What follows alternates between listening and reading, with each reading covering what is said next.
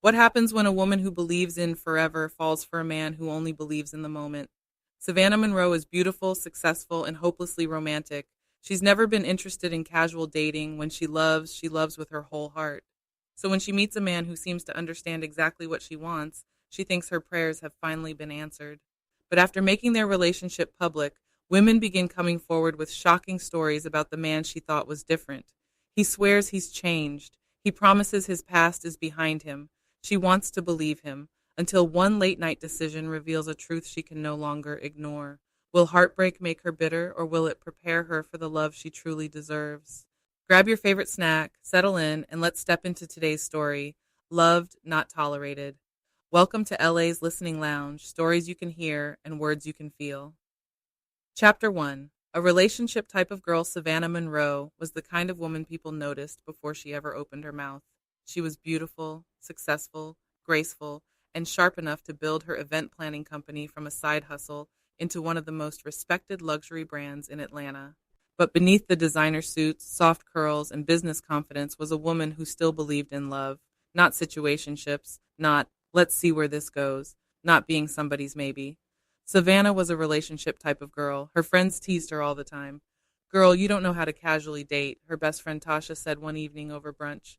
Savannah smiled and stirred her tea. Because I don't want to casually date. I want to be chosen. And she meant that.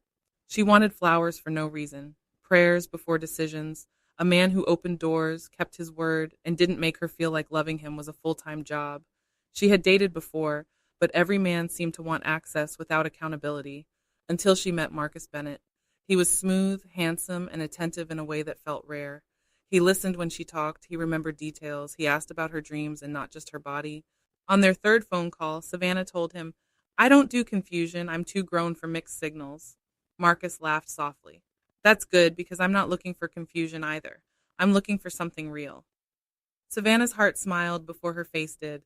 For the first time in a long time, she felt like maybe, just maybe, love had found her. Chapter 2, Cloud 9. Marcus came into Savannah's life like a love song. He called every morning before she started work. He texted during the day just to say, thinking about you. He sent lunch to her office when he knew she was too busy to stop and eat.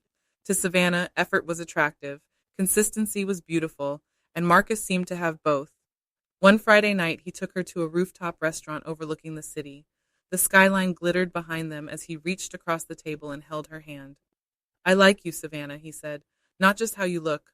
I like who you are. Her heart softened. That means a lot, she said. I know you're not a casual woman, he continued, and I respect that. That sentence alone nearly lifted her out of her seat. Respect, that was the word.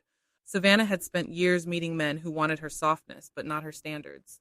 Marcus acted like he admired both. Within 2 months, they were inseparable. He met her friends, she met his cousin. They spent Sundays cooking together, laughing in the kitchen, and talking about future plans like forever was already waiting on them. Tasha noticed the change. You glowing girl, Savannah smiled. I feel safe with him. Tasha raised an eyebrow. Safe is good. Just make sure it's real safe and not rehearsed safe. Savannah waved her off. For once, she did not want to overthink love. She wanted to enjoy it.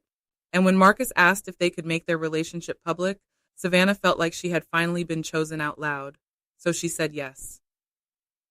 Chapter 3. Social Media Official. The photo was simple. Savannah and Marcus standing outside a jazz lounge, his arm wrapped around her waist, her head leaning into his shoulder. The caption said, Peace looks good on us. Savannah posted it with a smile. Within minutes, the likes came pouring in. Friends commented with hearts, fire emojis, and finally. But by midnight, the mood changed. The first message came from a woman named Renee. Sis, I don't know you, but be careful. Marcus is not who he acts like he is. Savannah stared at the screen. Then came another. He told me he was building with me 3 months ago. Then another. That man played with my heart for almost a year. By morning, there were 6 messages from women she did not know. All of them had stories. All of them sounded hurt. All of them warned her. Savannah's stomach twisted. When she called Marcus, he sounded calm, too calm. Baby, I knew this might happen, he said. What does that mean? It means I had a past. I wasn't always the man I am now. Savannah was silent. Marcus sighed. I hurt some women before. I'm not proud of it, but I'm not that man anymore. People don't like when a man changes. Savannah wanted to believe him. She wanted to believe love could mature, that a man could outgrow his mess, that she had met the healed version, not the harmful one. Are you being honest with me? She asked. Yes, Marcus said, I promise. And because Savannah was a hopeless romantic, she chose the promise. Chapter 4. Something wasn't right for a while. Things went back to normal, almost. Marcus still called, still came over, still made her laugh. But something had shifted inside Savannah. The women's messages stayed in the back of her mind like a song she couldn't turn off. And then there was Keith Sweat. One night, while driving home, Something Just Ain't Right came on the radio. Savannah turned it up without thinking. The words settled deep in her spirit. Something wasn't right. She could not explain it, but she felt it. Marcus started taking longer to reply. He kept his phone face down. He began saying things like, I fell asleep, when she knew he had been online. Savannah tried to silence her instincts. You're just scared, she told herself. Don't punish him for somebody else's mistakes. But it was not fear. It was discernment. One Saturday afternoon, Marcus came to her house and kissed her forehead like everything was fine. I'm going out of town tonight, he said. Savannah looked up from the flowers she was arranging for a client. Out of town where? Birmingham. My boy needs help moving something. At night? He laughed. You questioning me now? No, she said quietly. Just asking. Marcus wrapped his arms around her. Baby, don't let those women get in your head. I'm with you. Savannah smiled, but her spirit did not settle. That night after he left, she sat on the edge of her bed staring at her phone. Then she grabbed her keys. Chapter 5. So Gone. Savannah parked across the street from Marcus's house with her headlights off. She felt foolish, embarrassed, angry at herself for even being there. Monica's So Gone played softly through the speakers, and every lyric felt like it had been written for that exact moment. She watched his dark house. 10 minutes passed, then 20. Then a car pulled into his driveway. Savannah sat up straight. A woman stepped out. She was laughing before she even reached the door. Marcus opened it wearing the same smile he gave Savannah, the same warmth, the same charm. Then he pulled the woman into his arms and kissed her. Savannah's heart did not break loudly. It cracked in silence. The woman was not prettier than her, not more polished, not more successful, not more anything. And somehow that made it worse, because Savannah realized it had never been about value. It had been about access. Marcus did not cheat because someone was better. He cheated because he was broken and selfish enough to risk a woman who loved him. Savannah did not cry. Not there. She put the car in drive and left. By the time she got home, something inside her had gone cold. She blocked Marcus on everything, his number, his social media, his email, even his cousin. Then she gathered the few things he had left at her house, a hoodie, a watch, cologne, and 2 pairs of shoes. She placed them in a box. At sunrise, she drove back to his house, set the box on his porch, and walked away without ringing the doorbell. Chapter 6. The Prayer. For 2 weeks, Marcus tried to reach her. He called from unknown numbers. He sent messages through mutual friends. He even showed up at her office, but security turned him away. Savannah never responded. Not once. People expected her to fall apart, but she didn't. At least not publicly. Privately, she cried in the shower. She cried in her closet. She cried with worship music playing low in the background. One night, she knelt beside her bed and prayed with tears streaming down her face. God, I don't want to be tolerated. I want to be wanted. I don't want to be questioned. I want peace. I don't want a man intimidated by who I am. I want someone who embraces it, someone who sees my worth and doesn't try to use it, someone who loves me the way you say I should be loved. Her voice shook. And until you send him, help me choose myself. That prayer changed her, not overnight, but slowly. Savannah stopped checking Marcus's pages. She stopped asking why she wasn't enough. She stopped blaming herself for trusting someone who had lied well. She poured herself back into her business, but not to hide this time. She worked with purpose. She traveled. She rested. She healed. And most importantly, she learned that love should not cost a woman her peace. Chapter 7. 3 years later. 3 years passed. Savannah was 39 now, and her business had expanded into 3 cities. She was still beautiful, still successful, still romantic, but she was wiser. Her standards no longer came with apologies. One Thursday evening, she attended a business leadership dinner hosted by the Chamber of Commerce. She had almost skipped it, but Tasha insisted. You need to go somewhere that is not work, home, or brunch with me, Tasha said. Savannah laughed. You are brunch, and proud of it. That night, Savannah wore a cream dress, gold earrings, and the quiet confidence of a woman who had survived disappointment without becoming bitter. During the networking hour, she met Caleb Whitmore. He owned a consulting firm that helped small businesses scale with strategy, systems, and funding opportunities. He was handsome, but not in a flashy way.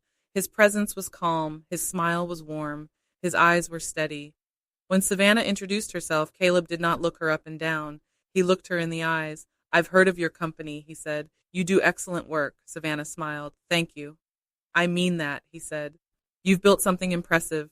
There was no jealousy in his voice, no hidden competition, just respect, and Savannah noticed.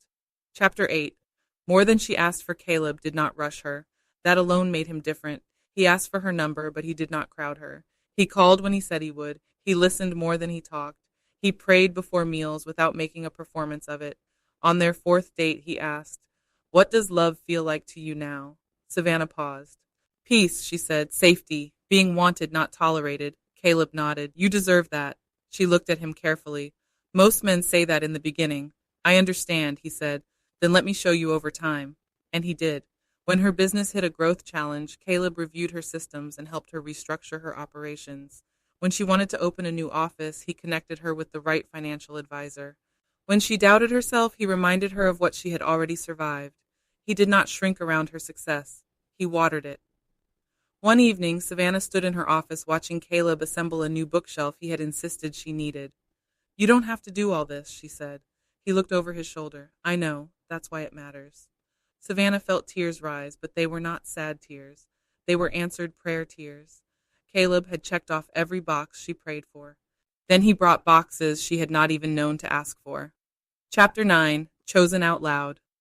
A year later, Caleb proposed in Savannah's favorite garden, not in front of a crowd, not for attention, just the two of them, surrounded by white roses and soft music. He got down on one knee and held her hand. "Savannah, loving you has been one of the greatest honors of my life. I don't want to compete with your dreams. I want to protect them, pray over them, and build beside you. Will you marry me?" Savannah covered her mouth as tears fell. "Yes," she whispered, "yes." Their wedding was elegant, intimate, and full of joy. Tasha cried before Savannah even walked down the aisle. "You made it, girl," she whispered. Savannah smiled through tears. "No," she said, "God kept me." When Caleb saw her coming down the aisle, he cried openly, not because she looked beautiful, though she did, but because he understood the gift of being trusted by a woman who had once been mishandled. At the altar, Savannah felt no confusion, no fear, no quiet warning in her spirit, just peace. And peace looked better on her than any caption ever could. Chapter 10. The Man Who Never Grew. 2 years into their marriage, Savannah and Caleb attended a charity gala downtown. Savannah's company had sponsored the event, and Caleb stood proudly beside her while she greeted guests. After her speech, she stepped into the hallway for a moment of quiet. That was when she saw him. Marcus. He was older, but not better. Same charm, same smile, same wandering eyes. He stood near the bar with one woman on his arm while texting someone else. When he saw Savannah, his face lit up like he had discovered an opportunity. "Savannah," he said, walking toward her. "Wow, you look amazing." "Thank you," she said politely. "I heard you got married." "I did," he smirked. "You happy?" Before she could answer, Caleb appeared beside her and gently placed a hand at her back. "There you are, sweetheart," he said. Marcus's smile tightened. Savannah looked at Caleb, then back at Marcus. "Yes," she said, "very happy." Marcus glanced between them, searching for some opening, some weakness, some sign that he still mattered. He found none. Savannah was not angry. She was not bitter. She was free. A woman walked up behind Marcus, clearly irritated. "You said you were coming right back," she snapped. Savannah almost laughed. Some people aged without growing. Marcus was still playing games, still running women, still losing what he never learned to value. Caleb leaned down and whispered, "You ready?" Savannah smiled. "I am." And this time, when she walked away from Marcus Bennett, she did not have to block him. Her healing had already done that. Epilogue. Loved the right way. Years later, Savannah often thought about the prayer she prayed on the floor beside her bed. Back then, she had asked God for a man who would make her feel wanted, not tolerated. Appreciated, not questioned, loved, not used. And God had answered, not when she demanded it, not when loneliness tried to rush her, but when she was healed enough to recognize love without confusing it with chaos. Caleb became more than her husband. He became her covering, her partner, her friend, and her safest place. Together, they grew her business into a national brand. Together, they mentored young entrepreneurs. Together, they built a life that felt peaceful, purposeful, and prayed over. Savannah remained a hopeless romantic, but now she understood something important. Love was not supposed to leave you sitting outside a man's house with your heart in pieces. Love was not supposed to make you question your worth. Love was not supposed to feel like begging to be chosen. Real love had peace in it. Real love had honor in it. Real love had God in it. And Savannah Monroe Whitmore finally had the kind of love she never had to chase, because this time she had been found. Sometimes the greatest blessing isn't the person who enters your life. Sometimes it's the person God removes from it. Savannah thought losing Marcus was the end of her love story. Instead, it was the beginning of her healing, because the right person won't leave you questioning your worth, doubting your intuition, or begging for consistency. The right person will make you feel chosen, appreciated, protected, and loved. And as Savannah discovered, what God has for you will never require you to compete for a position that already belongs to you. If you enjoyed this story, please like, subscribe, and share it with someone who may need the reminder that being alone is far better than being tolerated. And remember, never settle for someone who merely accepts your presence when God has someone who will celebrate your existence. Thank you for spending time in LA's Listening Lounge, stories you can hear and words you can feel. Until next time, be blessed, be encouraged, and keep listening.